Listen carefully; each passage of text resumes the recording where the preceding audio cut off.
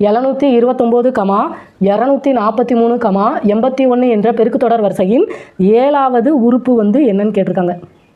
அதாவது T7 வந்து என்னன்னு கேட்டிருக்காங்க. Tnக்கு ஃபார்முலா தெரியும், AR(n-1), A × R (n-1). இங்கே வந்து A வந்து நமக்கு தெரியும் 729. R கண்டுபிடிக்கணும்னா T2/T1 243/729. இப்போ 3ஆல் அடித்தோம்னா 2 3 6, மிச்சம் 1, 4 12, 3 9, 3 24, 1 3 3.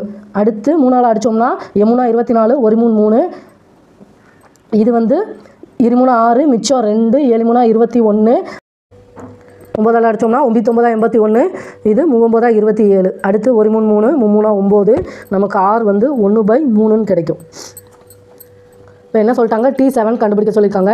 T7 = A வந்து என்னது 729 இன்ட்டு R வந்து என்னது 1/3 ஹோல் பவர் n-1னா நமக்கு 7 - 1 6.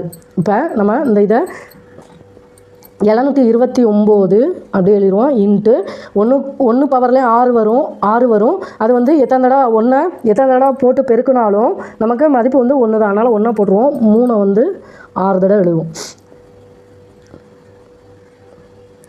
இப்போ அடித்தோம்னா 1 3 3, 1 3 3, 2 3 6, மிச்சம் 1, 4 12, 3 9. அடுத்து 3ஆல் அடித்தோம்னா 8 24, 1 3 3. அடுத்து 3ஆல் அடித்தோம்னா 2 3 6, மிச்சம் 2, 7 3 21.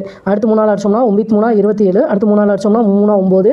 அடுத்து இந்த 3 3 கேன்சல் ஆயிரும். நமக்கு வந்து 1ன்னு கிடைக்கும். அதாவது T7ஓட மதிப்பு 1.